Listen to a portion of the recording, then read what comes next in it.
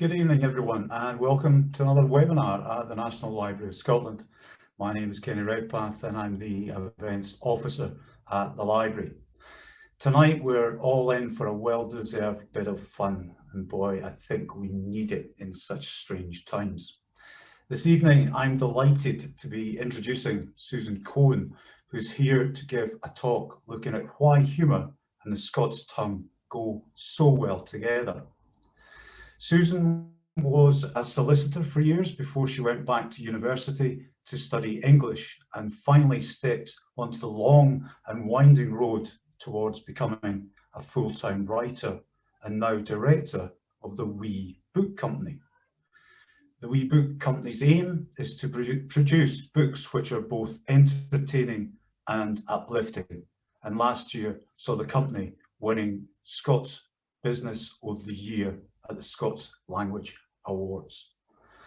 But before handing over to Susan, can I just say that there will be time for questions at the end of the webinar, so get thinking and just type your questions into the Q&A function and we will do our very best to get through as many of them as we can. But for now, over to you, Susan.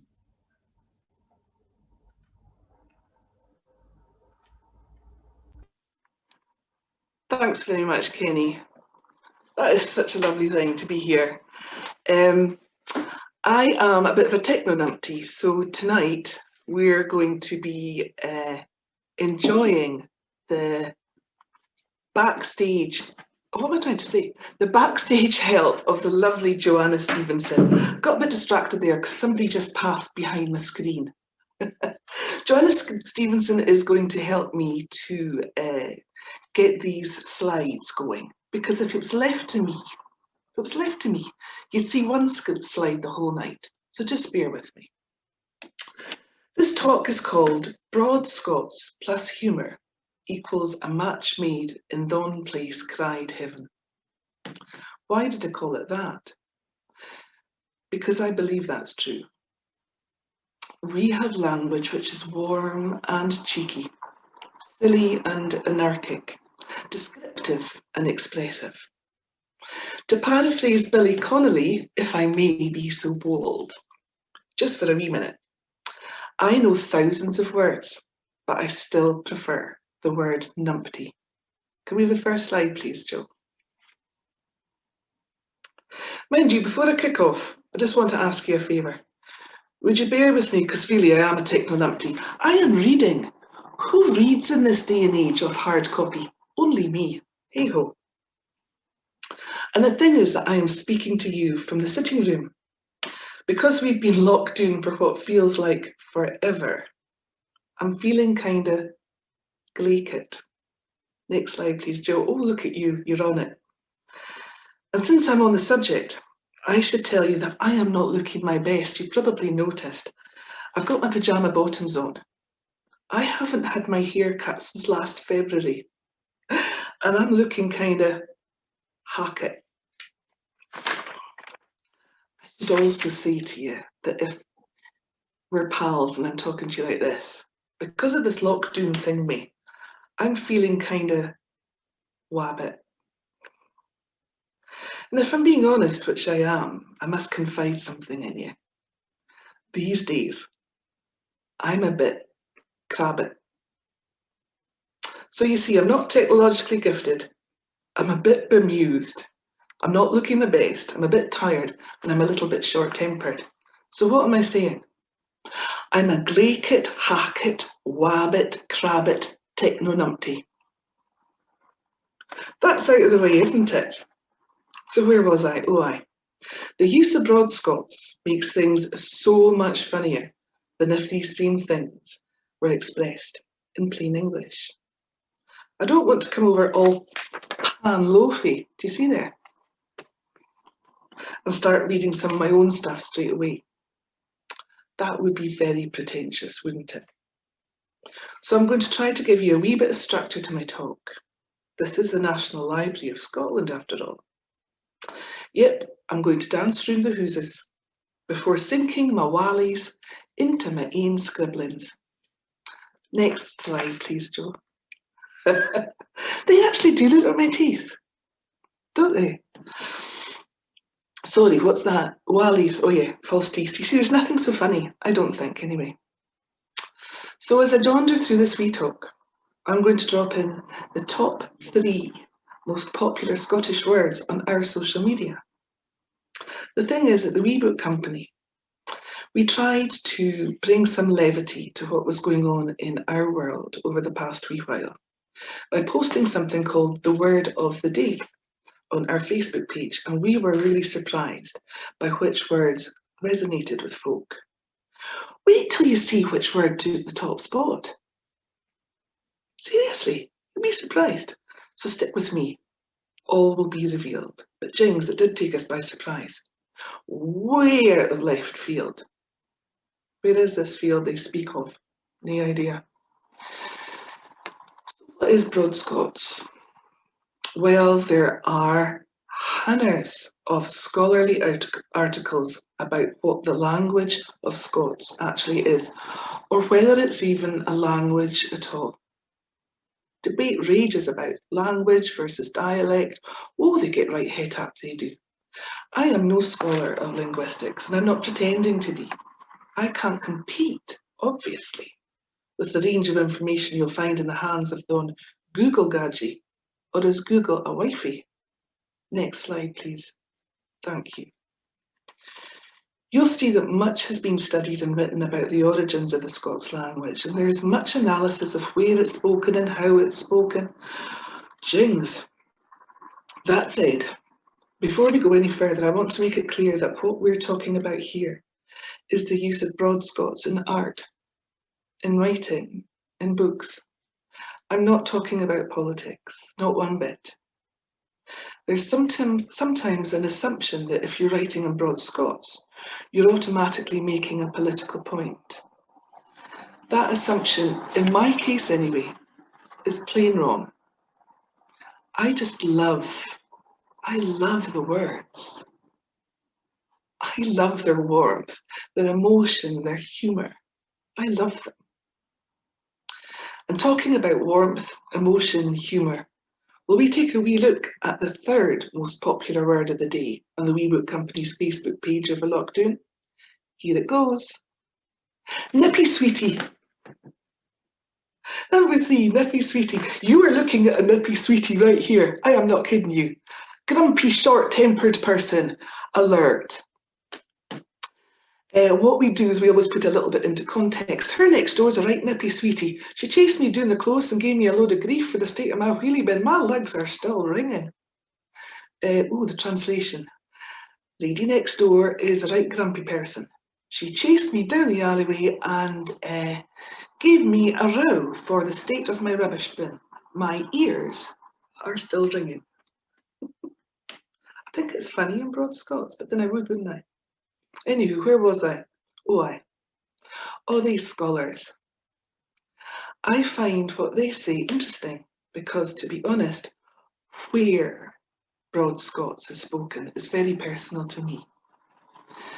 I know fine well that this talk isn't all about me, but I'm giving the talk and there you go. Next slide, please, Joe. Thank you. The thing is that I grew up in beautiful Inverness, where we were considered to talk fairly posh, where we were once described as speaking the Queen's English. In my own experience, we tended to speak fairly slowly. Our diction was very clear. We tended not to use our own idioms, and our accent, although still very Scottish, was neither broad, like the accents I heard south of the Caledonian Canal, nor lilting and sing-song, the way those accents are spoken from the Western Isles. This really did have an effect on me. And the reason I'm telling you this is that when I started writing, I was drawn to Broad Scots because in many ways it's a language I craved as my own growing up, but somehow it just seemed out of reach. It seemed to me like a language that Scots spoke elsewhere, in other parts of Scotland, but not in my hometown.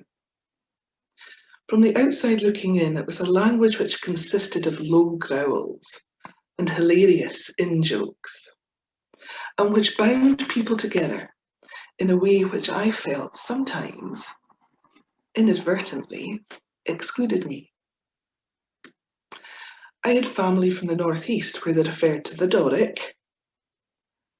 I posted something called Fous your do's, which I think is rather lovely. Fous your do's, which is like, how are you doing today? Yeah, I like it. And I had family from the Western Isles where phrases of Gaelic were thrown about. I still love being called de Grag instead of my dear by my uncle who lives in the Isle of Islay. But broad Scots, so how can I get a wee bit of that? Well, my first introduction to this exotic language, like many, was via the Sunday Post. God bless the Broons and Oor Willie and all who sail in them, I say. Next slide, please, Joe. Now, this is where it starts getting a wee bit interesting for me, because in my short but very busy experience so far at the Wee Book Company, you know, we only incorporated back in August of 2018. We've been so busy, we've been so lucky, so much support. But in my experience, some folk have been just a wee bit sniffy about books written in broad Scots, not often, but sometimes. And one word that is often used in a derogatory way is that writing in broad Scots is Broonsy, referring to the Broons, inferring that it's somehow lowbrow. It's a fascinating point of view, this, but there you go. And I think it says more about the person who has the point of view than anything else, but still, it's a point of view that's held out there. So let me tell you this. I've gone all Rabstein, but let me tell you this, lad. I just need a simmet. I need a string simmet in a rag over my head. I make myself laugh like a lot. You'll have to bear with me. Sorry, I do. I wink a lot too. I wink and I laugh a lot.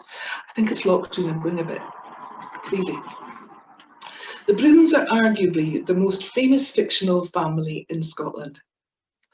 They're subjects of a wide variety of best-selling books year upon year. They've leapt into live performance. They're on the stage, having been brought alive by Rob Drummond. And you know what? The Broons were posh. How many Scots did you know way back when had a holiday home? In the Broons' case, they often went off to their Button Ben. Next slide, please, Joe. Button Ben, holiday home. Telling you, the Broons were minted. I was about to say minging, that's wrong, minted. I do like a wee bit of the human dynamics that go on in the Broons, though. Do you remember the way the single kids, Maggie, Daphne, Hen and Joe, were always out in the town, implicitly out dating? Oh, see, that's the first wink. Well, I'm sure that was at the back of my mind when I came up with a wee book of love for singles and for couples. Oh, is it coming up for Valentine's Day? I hadn't noticed, but if you want to send somebody a wee minder, books are available on theweebookcompany.com. Just saying. Anywho, I wanted to bring a wee bit of broad Scots into the present day, as often there's a lot of nostalgia associated with the use of broad Scots. We are lucky enough to have a very active Facebook page, and our much loved wee book folk often make comments about how they try to keep the use of spoken broad Scots alive with their wains and their grand wains. Next slide, please, Joe. Thank you. So what I wanted to do was to write a book called The Wee Book o' Winching. For every jock there's a Jessie. And within that book, I wanted to bring Scots into the here and now. We all use these slang initialisms now and then. I mean, who hasn't used LOL? I remember once when I first started using LOL, I thought it was lots of love until I realised it was laugh out loud. I got into awful trouble. Oh, could be here all night. Anyway, I thought I would try and bring some new Scottish initialisms into play. Next slide, please, Joe. So here we go. CU4AS, see you for a swally, wee alcoholic drinky. LTMSDA, laughing till my sporran drops off. An MPP. No problem, pal. Hope they catch on. Oh, I'd love that. Oh well, these wee things, they amuse me on the long dark nights. Now where was I? Oh look, there's a squirrel. Oh I'm focused. I'm on it like a car bonnet. What were we talking about? The Broons, yeah. Well, let's make a wee leap. Actually no, a mahoosive leap now. From the nostalgic comic strip of the Broons to the stunning classic poetry of Robert Burns.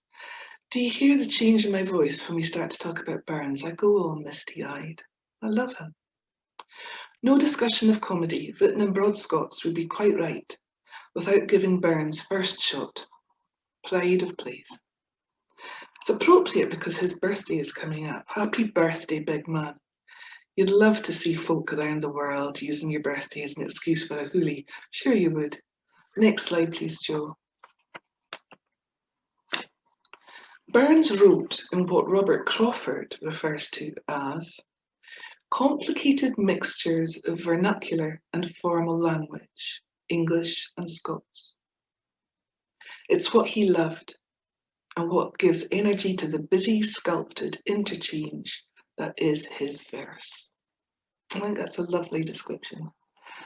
He was in a class of his own, was Robert Burns, and how lucky are we to somehow try to claim him as we're in. Here's a wee snippet from Tam O'Shanter. Get this, the warm, cheeky humour shines like a beacon. Next screen, please, Joe. Well, that's a wee book I happen to have written on Burns the Bard, just in case. TheWeebookCompany.com. I'll leave it there. Wee bit of Tam O'Shanter. At his elbow, Suitor Johnny, his ancient, trusty, drouthy crony, Tam loved him like a very brother. They had been fou for weeks together. The night drave on with sangs and clatter, and by the ale was growing better. The landlady and Tam grew gracious, with secret favours sweet and precious. The suitor told his queerest stories. The landlord's laugh was ready chorus. Jings. Such shenanigans in just a few lines of verse. You can just imagine a right old stooshy down the pub, can't you? Next screen, please, Joe.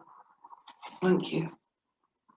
For me, Robert Burns's verse finds common ground with one of Victoria Wood's rules of comedy. Oh, come on. If I'm worshipping at the feet of comedy gods, I'm going to have to add into the mix the comedy goddess.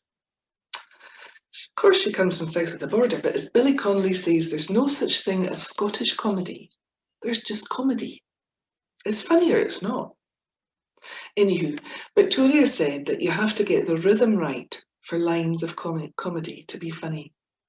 She was a musician as well as a wordsmith, and oh, how it shows.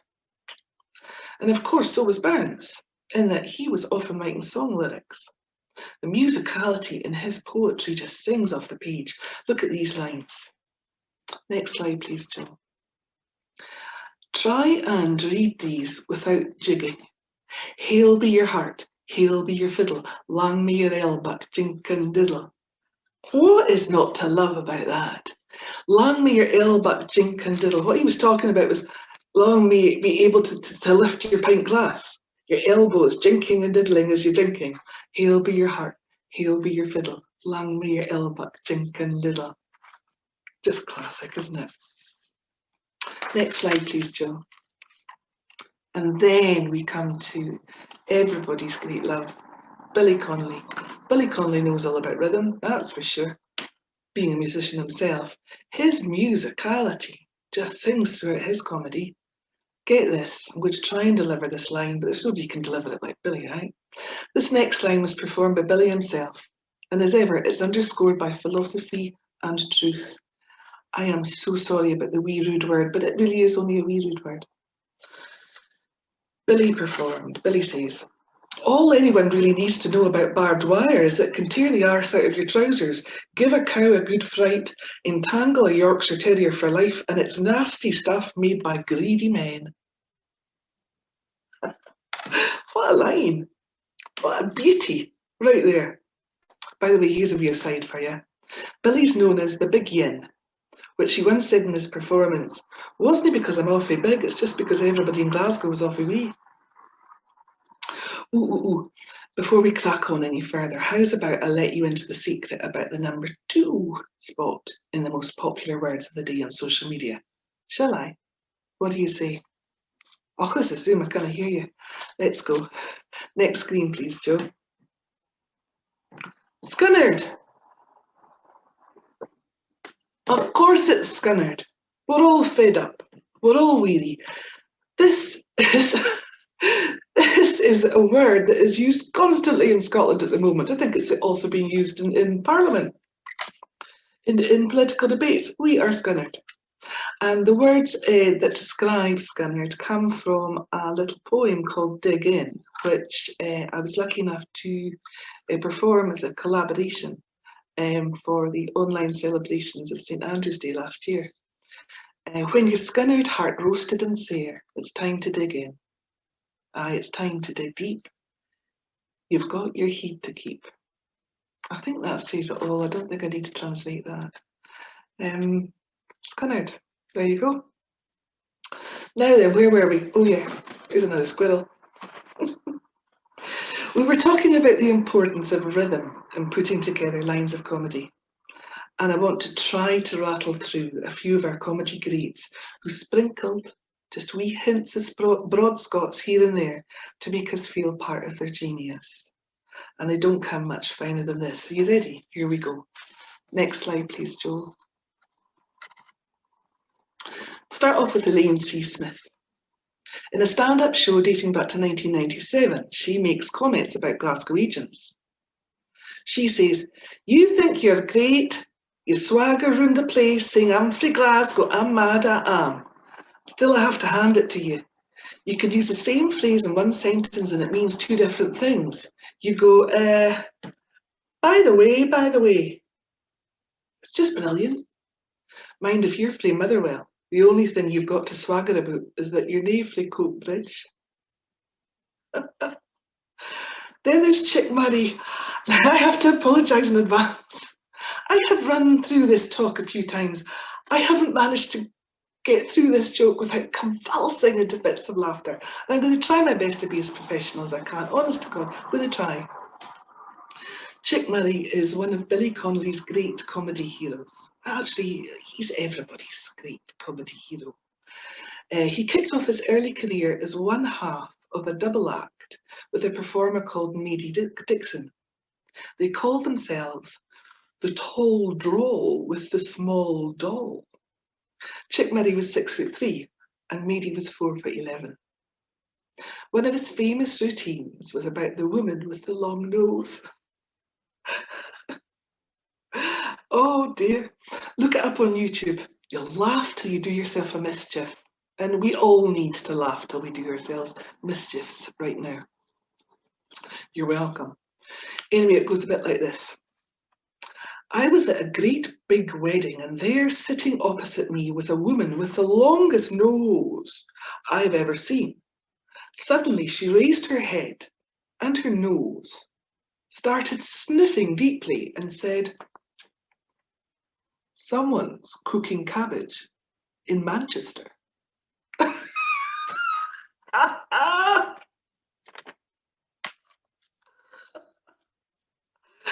Oh, someone's cooking cabbage in Manchester. Moving on.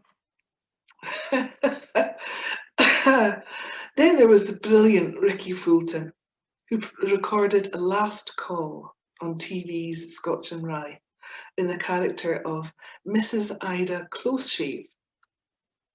In this, he delivered the classic line, "When we were first married, Gervais had a wee church right up in the far north of Scotland, but it was extremely cold there and my husband's stipend was very small." And finally, there's James E. Cotter's famous challenge in the Scum in the Sun episode of the TV series Rabsy Nesbitt. James E. uttered these words with some hard-man determination as he stripped off to go sunbathing in a powder blue thong on a Spanish beach. I have worked on building sites in the white, hot heat of Paisley. I have toiled naked under my boiler suit in the Park Heat Forge. Hell hath no surprises for Jamesy Cotter. So come on, you dirty yellow beauty o' a son, and do your worst. Cutting to the next scene, we see poor Jamesy being stretchered away into an ambulance, burnt to the colour of tomato sauce and suffering from heat stroke. Oh, I could go on and on with great comedy lines, but I won't. They're all there on YouTube. Honestly, treat yourself, hoof it over there afterwards, have a nice cup of tea and a hobnob with it. So, going back to Victoria Wood, just for a wee minute. One of her rules of comedy was that sometimes you just need the perfect name. If you are familiar with Blackadder Goes Forth, and the writer's use of the name Captain Darling, remember all the mileage they got out of that? Come here, darling, stand to attention, darling, whatever have you got in your pocket, darling? It's right up there with Billy Connolly's comic reference to Fergus, Finlay and Farquhar in his stand-up routine about going to posh dinner parties. I reckon that a prime example of hanging a comedy concept on the perfect name is Kevin Bridges' search for Wee Mental Davy. Wee Mental Davy, the poster boy for Glasgow back in 2012. Underscoring Kevin's search was a hugely affectionate humour. Come on, we all know a Wee Mental Davy. And Bridges described him as the depiction of an apprentice joiner with 6 kids. Of course, in this case, the perfect name was accompanied by the perfect image. Next slide, please, Joe. There it is. Glasgow, Scotland with style. Go on yourself, wee Davy boy. Love it. Now, back to me. Me and me. Because you see, what's fascinating about being a writer who writes in broad Scots is that it's like tiptoeing through a minefield. I'm not kidding you. Well, a minefield somewhere in the heart of Scotland, which is overgrown with heather and teeming with midges. And why is it a minefield? Because actually, we all think that we own this language, and we do. But we all have our own interpretations of it. And we are Scottish. We are vocal. We are passionate about it. As far as I'm concerned, there's no right and no wrong way to write in broad Scots. In truth, well, I don't think so. I really don't. When I write, it's my interpretation of broad Scots, and that's informed by my own life, my upbringing, my age, and to some extent by my gender. So here it goes.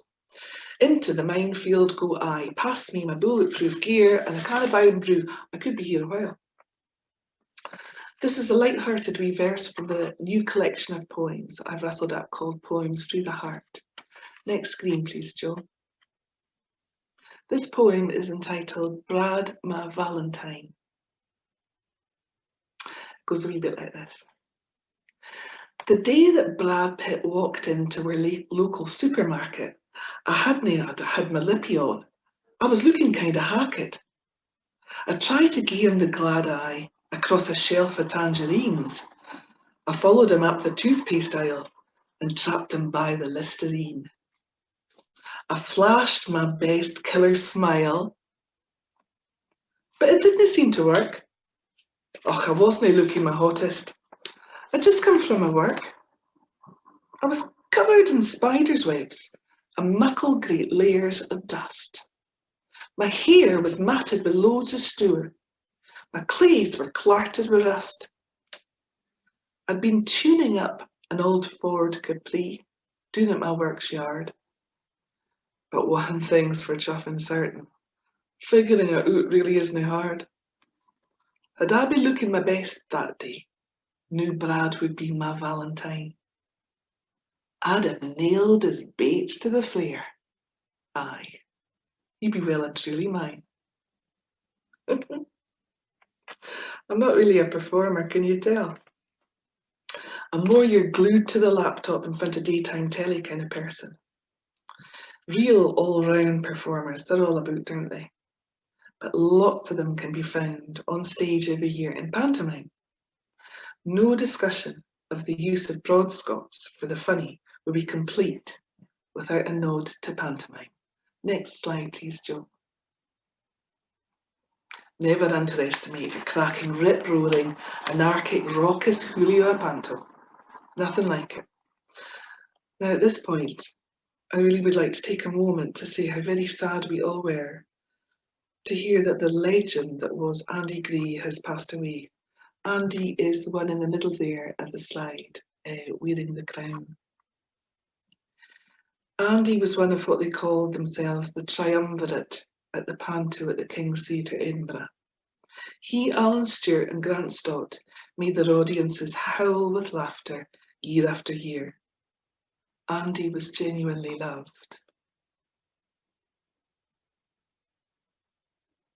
One of the King's panto's crescendos is the lowering of a curtain into the audience's view, so they read the words printed on it and sing along to some silly wee nonsense song or other.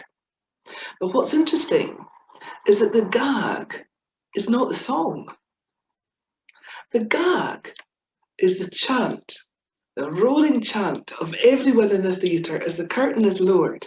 Every year, every single year, the theatre shouts in unison, "Bring down the clout! Bring down the clout!" Next slide, please, Joe. Thank you. If you're having a bad day, chant this over and over, it'll work. Bring down the clout. Bring down the clout. Imagine a silly wee song descending from the heavens that you'll have to sing along to because you're part of the audience while standing up, turning around, doing a silly wee dance and sitting down again. It'll cheer you up, it will. Funny. There is one genius comedian, though, that went that bit further than most when it comes to the use of broad Scots in comedy. Next slide, please, Joe. The much-loved Stanley Baxter. Stanley Baxter invented a whole new language, which he introduced in his books and in his performances as Parliamo Glasgow. I think I said that right, Parliamo Glasgow. Stanley himself wrote, "I originally came up with the idea of treating broad Glasgow speech as a foreign language and translating it into English in the early 50s. I thought it would be fun to have an elderly Oxbridge-type professor of anthropology visit the Glasgow tribe and recount his experiences." So far, so original, right? Shall we have a wee swally, a wee swatch? No, swally. Swally, this is water, honestly it is. I'm promising myself a gin and tonic afterwards. I've got swally on the brain. Let's have a wee swatch, a wee look at a few of his words. Slip of the tongue there. A few of his words and terms which were intended to reflect the Glasgow patter.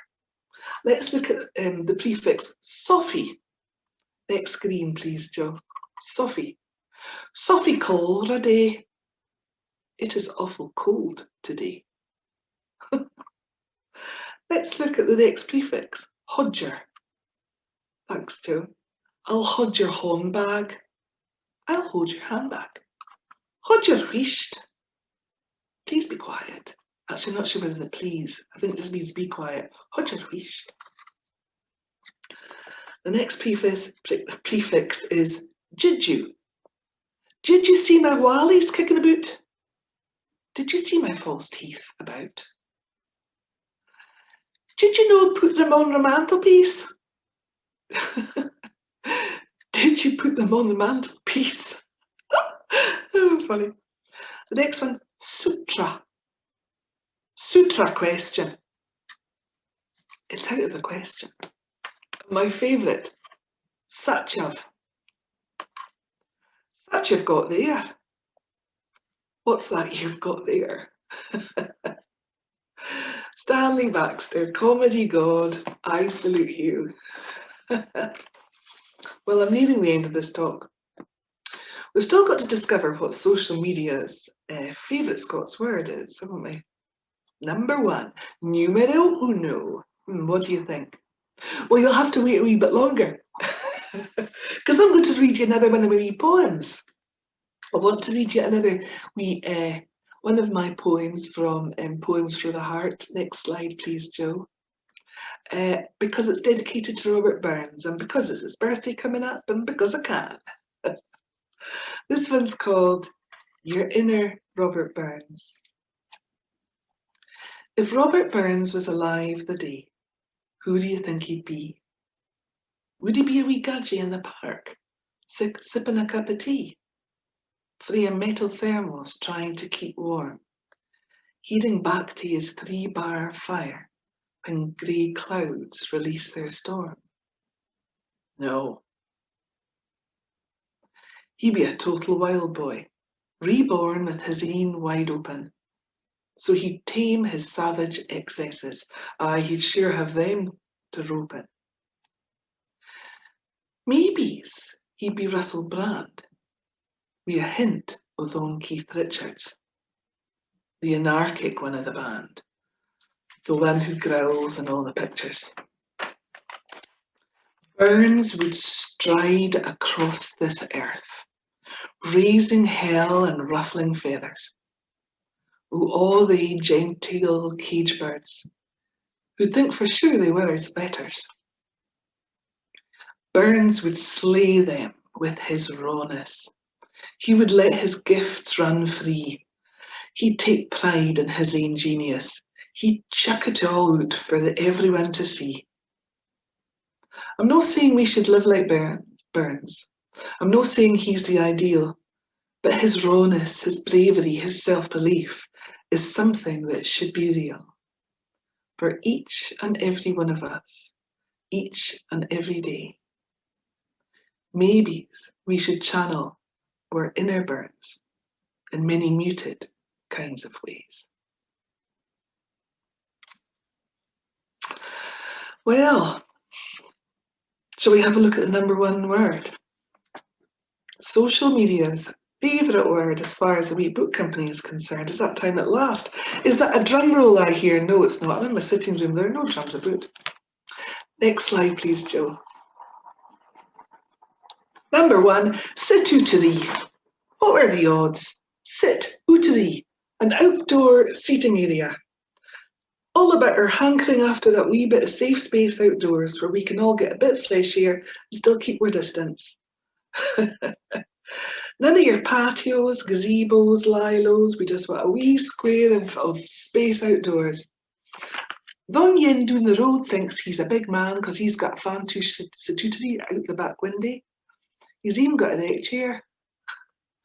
I'll translate, but I don't think I need to.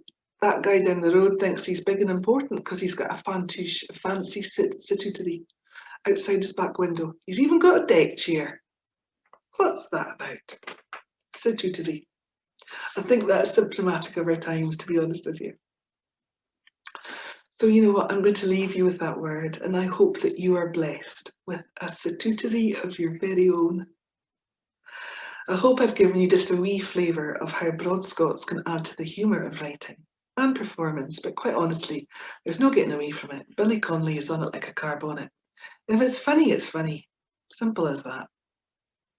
Well, I reckon that I've chuntered on for long enough. Next slide, please, Joe.